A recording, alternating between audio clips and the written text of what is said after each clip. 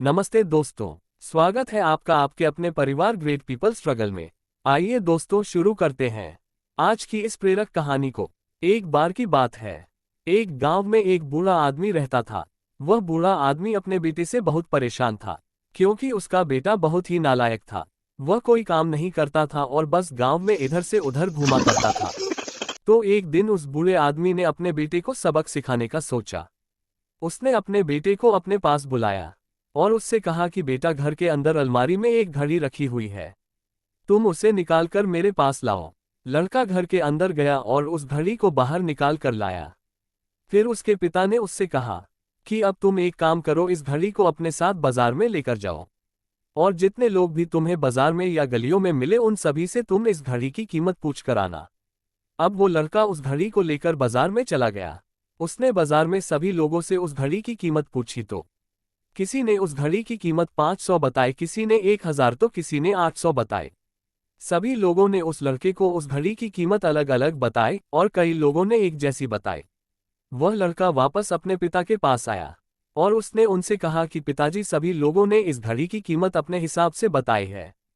किसी ने 500, किसी ने 1000 तो किसी ने 800 बताई है। अब उस बूढ़े आदमी ने अपने बेटे से कहा कि बेटा ठीक है, घड़ी को तुम अलमारी में रख दो और जाओ। अब अगले दिन फिर से उस बूढ़े आदमी ने अपने बेटे को अपने पास बुलाया और उसे फिर से अलमारी से घड़ी लाने को कहा।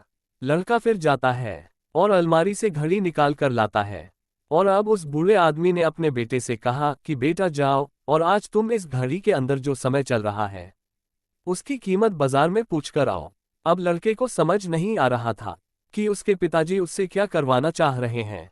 अब वह दुखी मन से फिर से घड़ी को लेकर बाजार में चला जाता है और सभी लोगों से उस घड़ी के अंदर जो समय चल रहा था उसकी कीमत पूछता है। लोगों को लगता है कि इस लड़के की मानसिक स्थिति ठीक नहीं है, यह पागल हो गया है।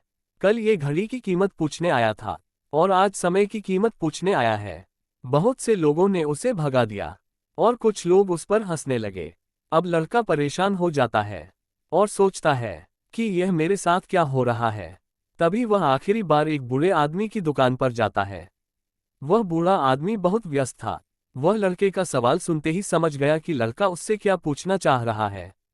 उस बूढ़े आदमी ने अपना कुछ समय निकालकर लड़के से कहा, बेटा, ये जो समय है ना, जिसकी तुम कीमत पूछ रहे हो, इसकी कोई कीमत नहीं लगा सकता है। तुम करोड़ों रुपए देकर भी अपनी जिंदगी का एक सेकंड वापस नहीं ला सकते हो।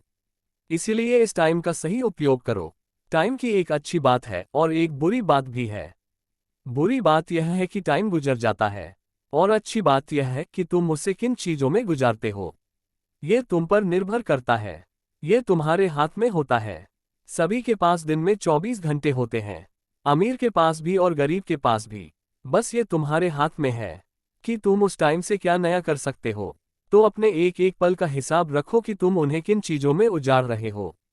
उस बूढ़े आदमी की बात सुनकर उस लड़के की आंखें खुल सी गई, मानो उसमें एक बड़ा बदलाव आ गया हो। और फिर वह अपने पिताजी के पास उस घड़ी को लेकर गया और उन्हें सारी बात बताई और उस दिन के बाद से उस लड़के की जिंदगी बदल गई। दोस्तों कहते हैं कि टाइम सबके लिए फ्री है, लेकिन वह अमूल्य है, वह कीमती है। तुम उसे खरीद नहीं सकते, लेकिन तुम उसे इस्तेमाल कर सकते हो। तुम उसे रख नहीं सकते हो, लेकिन तुम उसे खर्च कर सकते हो।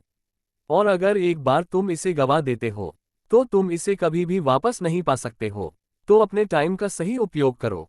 धन्यवाद दोस्तों। अगर आपको ये वीडियो अच्छी लगी हो तो वीडियो को लाइक करो, शेयर करो और जल्दी से चैनल को सब्सक्राइब करो।